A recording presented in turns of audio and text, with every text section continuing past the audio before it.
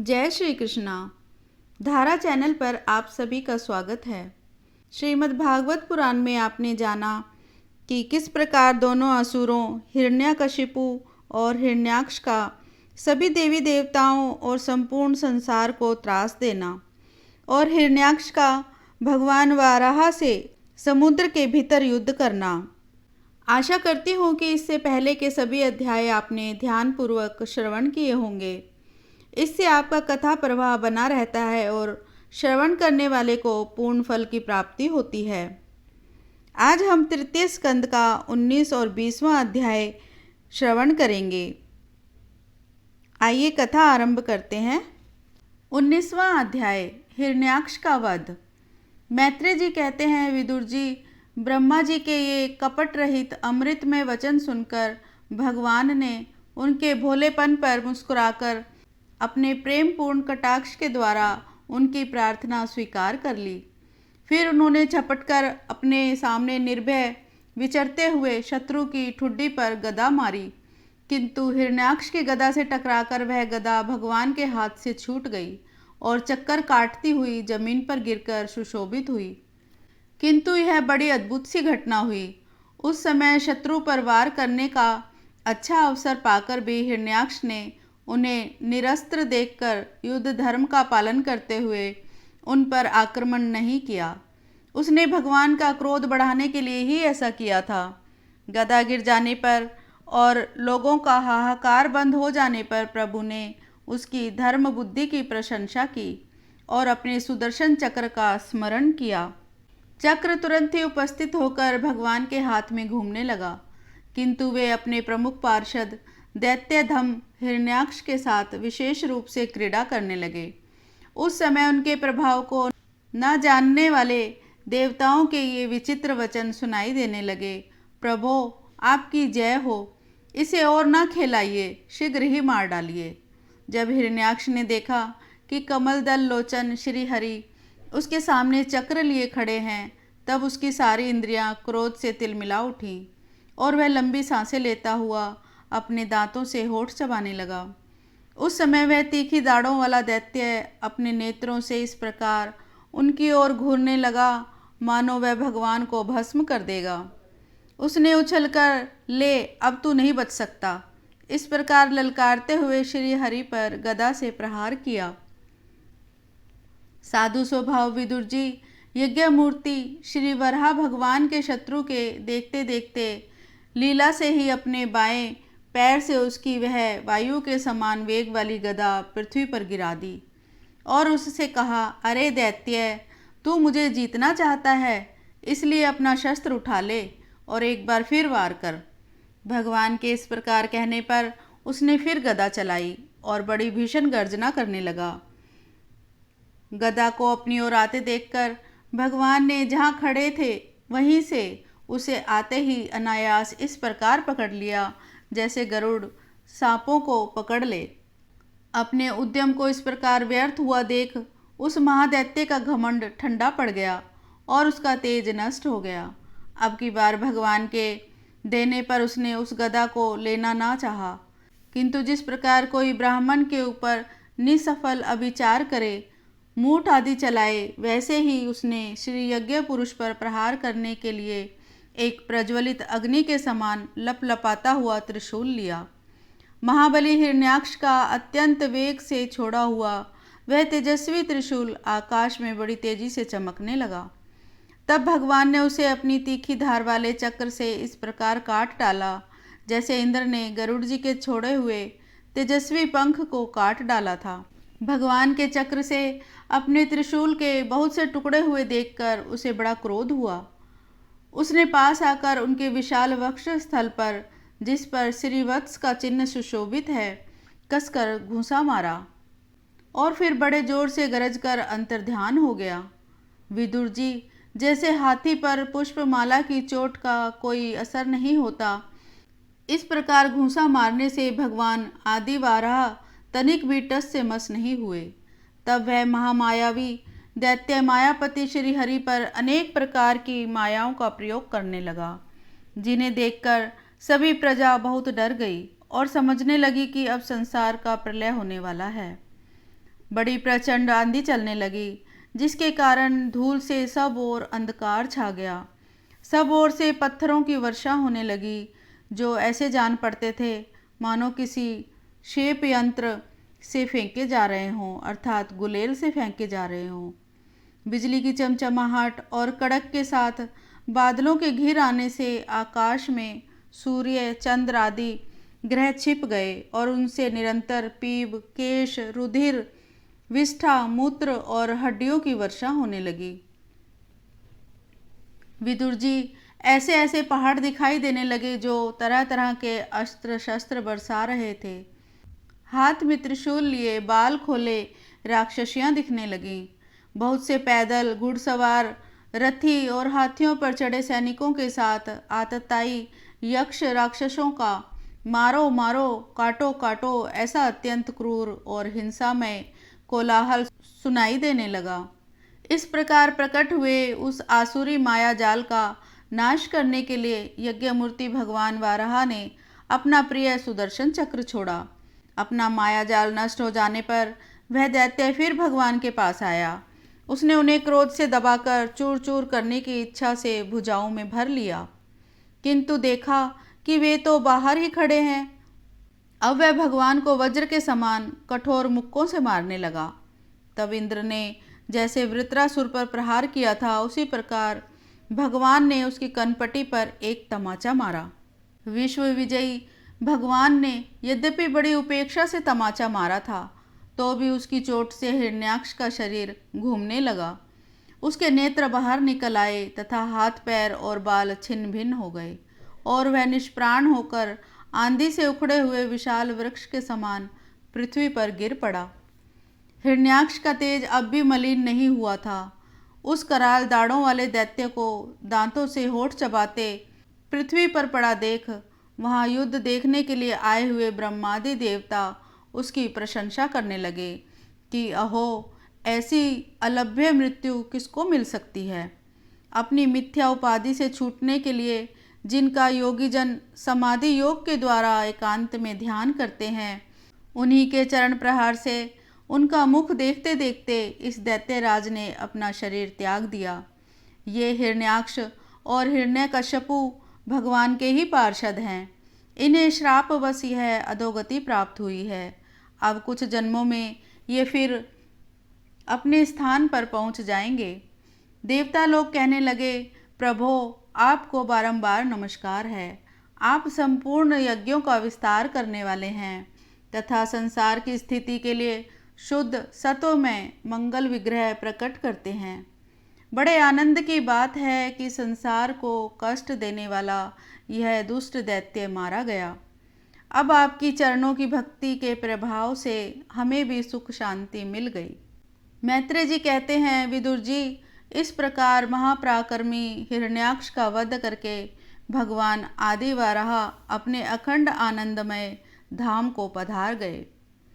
उस समय ब्रह्मादि देवता उनकी स्तुति कर रहे थे। भगवान अवतार लेकर जैसी लीलाएं करते हैं, जिस प्रकार उन्होंने भीषण संग्राम में खिलौनों की भांति महापराक्रमी हिरण्याक्ष का वध कर डाला। सूत जी कहते हैं, शौनक जी, मैत्रेय जी के मुख से भगवान की यह कथा सुनकर परम भागवत विदुर जी को बड़ा आनंद हुआ। जब अन्य पवित्र कीर्ति और परम यशस्वी महापुरुषों का चरित्र सुनने से ही बड़ा आनंद होता है, तब श्रीवत्सधारी भगवान की ललित ललाम लीलाओं की तो बात ही क्या है।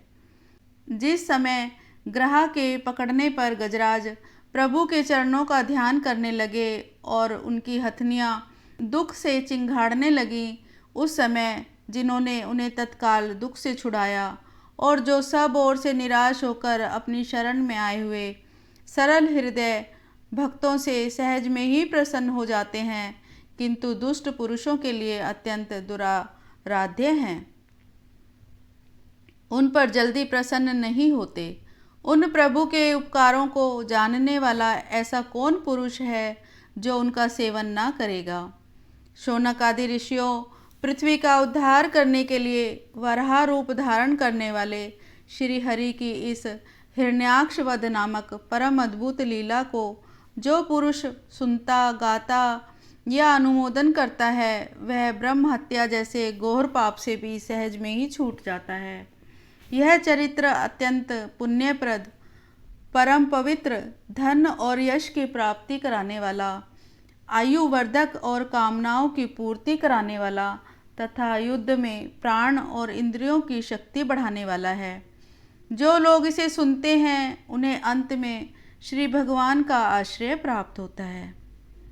इस प्रकार यह अध्याय यहीं समाप्त हुआ। 20वां अध्याय ब्रह्मा जी की रची हुई अनेक प्रकार की सृष्टि का वर्णन। शौनक जी कहते हैं, सूत जी, पृथ्वी रूप आधार पाकर स्वयंभू मनु ने आगे होने वाली संतति को उत्पन्न करने के लिए किन किन उपायों का अवलंबन किया। विदुर जी बड़े ही भगवत भक्त और भगवान श्री कृष्ण के अनन्य सुहृदय थे, इसलिए उन्होंने अपने बड़े भाई धृतराष्ट्र को उनके पुत्र दुर्योधन के सहित भगवान श्री कृष्ण का अनादर करने के कारण अपराधी समझकर त्याग दिया था। वे महर्षि द्वैपायन के पुत्र थे और महिमा में उनसे किसी प्रकार कम नहीं थे तथा सब प्रकार के भगवान श्री कृष्ण के आश्रित और कृष्ण भक्तों के अनुगामी थे। तीर्थ सेवन से उनका अंतःकरण और भी शुद्ध हो गया था। उन्होंने कुशावर्त क्षेत्र अर्थात हरिद्वार में बैठे हुए तत्वज्ञानियों में श्रेष्ठ मैत्रेय जी के पास जाकर और क्या पूछा। सूत जी, उन दोनों में वार्तालाप होने पर श्री हरि के चरणों से संबंध रखने वाली बड़ी पवित्र कथाएं हुई होंगी, जो उन्हीं चरणों से निकले हुए गंगा जल के समान संपूर्ण पापों का नाश करने वाली होगी। सूत जी, आपका मंगल हो। आप हमें भगवान की वे पवित्र कथाएं सुनाइए। प्रभु के उदार चरित्र तो कीर्तन करने योग्य होते हैं। भला ऐसा कौन रसिक होगा जो श्री हरि के लीला अमृत का पान करते करते तृप्त हो जाए। नैमिषारण्यवासी मुनियों के इस प्रकार पूछने पर उग्र श्रवासूत जी ने भगवान में चित्त लगाकर उनसे कहा, सुनिए। सूत जी ने कहा, मुनिगण, अपनी माया से वाराह रूप धारण करने वाले श्री हरि की रसातल से पृथ्वी को निकालने और खेल में तिरस्कार पूर्वक हिरण्याक्ष को मार डालने की लीला सुनकर विदुर जी को बड़ा आनंद हुआ और उन्होंने मुनिवर मैत्रेय जी से कहा। विदुर जी ने कहा, ब्राह्मण, आप परोक्ष विषयों को भी जानने वाले हैं, अतः यह बतलाइए कि प्रजापतियों के पति श्री ब्रह्मा जी ने मरीच आदि प्रजापतियों को उत्पन्न करके फिर सृष्टि को बढ़ाने के लिए क्या किया। मरीच आदि मुनीश्वरों ने और स्वयंभू मनु ने भी ब्रह्मा जी की आज्ञा से किस प्रकार प्रजा की वृद्धि की। क्या उन्होंने इस जगत को पत्नियों के सहयोग से उत्पन्न किया या अपने अपने कार्य में स्वतंत्र रहकर, या सबने एक साथ मिलकर इस जगत की रचना की। श्री मैत्रेय जी ने कहा, विदुर जी, जिसकी गति को जानना अत्यंत कठिन है, उस जीवों के प्रारब्ध, प्रकृति के नियंता पुरुष और काल, इन तीनों हेतुओं से तथा भगवान की सन्निधि से त्रिगुणमय प्रकृति में शोभ होने पर उससे महतत्व उत्पन्न हुआ। दैव की प्रेरणा से रजा प्रधान महतत्व से वैकारिक अर्थात सात्विक, राजस और तामस 3 प्रकार का अहंकार उत्पन्न हुआ। उसने आकाश आदि 5-5 तत्वों के अनेक वर्ग प्रकट किए। वे सब अलग अलग रहकर भूतों के कार्य रूप ब्रह्मांड की रचना नहीं कर सकते थे, इसलिए उन्होंने भगवान की शक्ति से परस्पर संगठित होकर एक सुवर्ण वर्ण अंड की रचना की। वह अंड चेतना शून्य अवस्था में 1000 वर्षों से भी अधिक समय तक कारणावधि के जल में पड़ा रहा। फिर उसमें श्री भगवान ने प्रवेश किया। उसमें अधिष्ठित होने पर उनकी नाभि से सहस्त्र सूर्यों के समान अत्यंत दैदीप्यमान एक कमल प्रकट हुआ, जो संपूर्ण जीव समुदाय का आश्रय था। उसी से स्वयं ब्रह्मा जी का भी आविर्भाव हुआ है। जब ब्रह्मांड के गर्भ रूप जल में शयन करने वाले श्री नारायण देव ने ब्रह्मा जी के अंतःकरण में प्रवेश किया, तब वे पूर्व कल्पों में अपने ही द्वारा निश्चित की हुई नाम रूपमयी व्यवस्था के अनुसार लोकों की रचना करने लगे। सबसे पहले उन्होंने अपनी छाया से तामिस्त्र, अंधतामिस्त्र, तम, मोह और महामोह, ये 5 प्रकार की अविद्या उत्पन्न की। ब्रह्मा जी को अपना वह तमोमय शरीर अच्छा नहीं लगा, अतः उन्होंने उसे त्याग दिया। तब जिनसे भूख प्यास की उत्पत्ति हुई, ऐसे रात्रि रूप उस शरीर को उसी से उत्पन्न हुए यक्ष और राक्षसों ने ग्रहण कर लिया।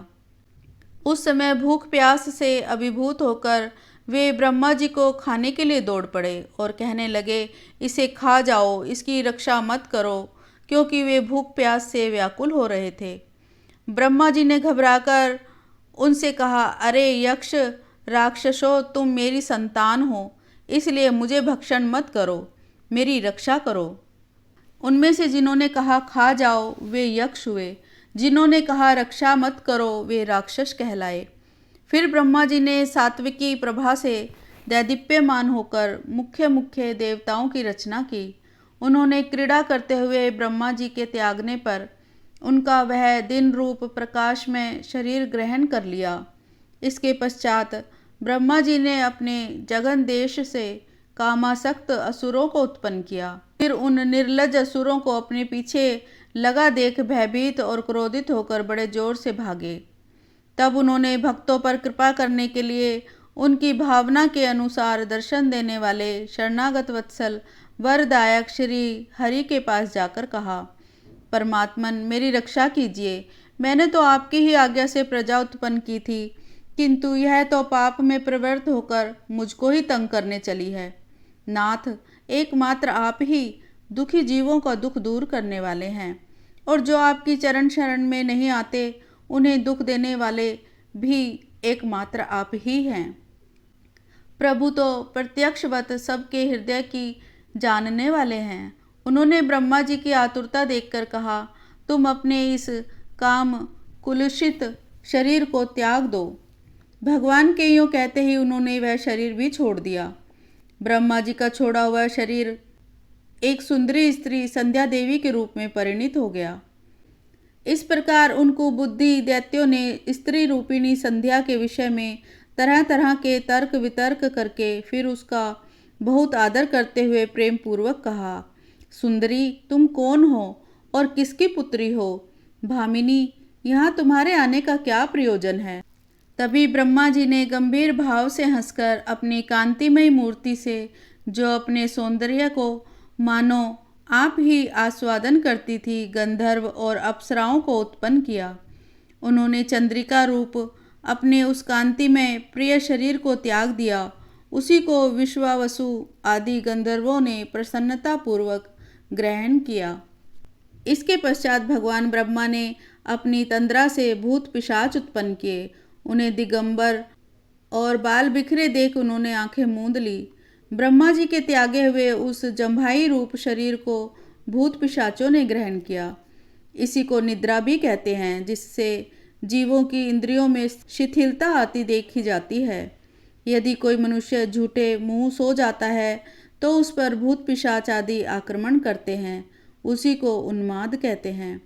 फिर भगवान ब्रह्मा ने भावना की कि मैं तेजोमय हूँ और अपने अदृश्य रूप से साध्यगण एवं पितृगण को उत्पन्न किया।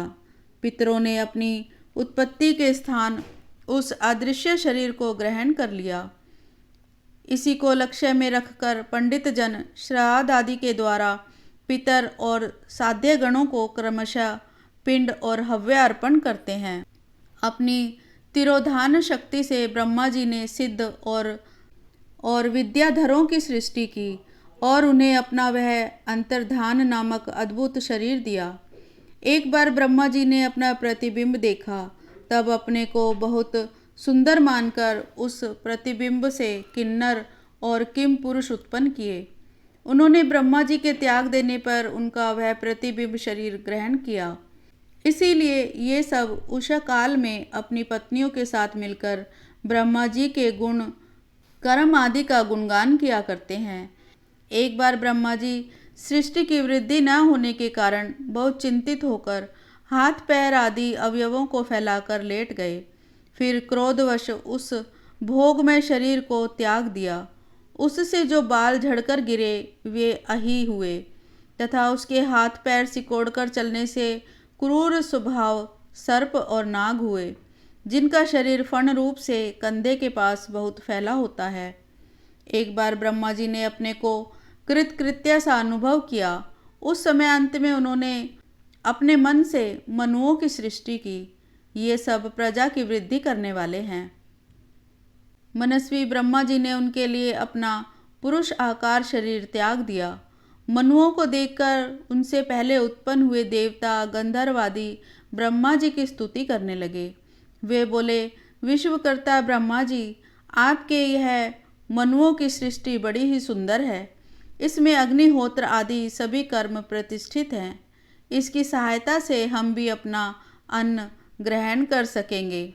फिर आदि ऋषि ब्रह्मा जी ने इंद्रिय संयम पूर्वक तप, विद्या, योग और समाधि से संपन्न हो अपनी प्रिय संतान ऋषिगण की रचना की और उनमें से प्रत्येक को अपने समाधि, योग, ऐश्वर्य, तप, विद्या और वैराग्य में शरीर का अंश दिया। इस प्रकार यह अध्याय यहीं समाप्त हुआ। ओम श्री कृष्णाय नमः। कथा अभी जारी है।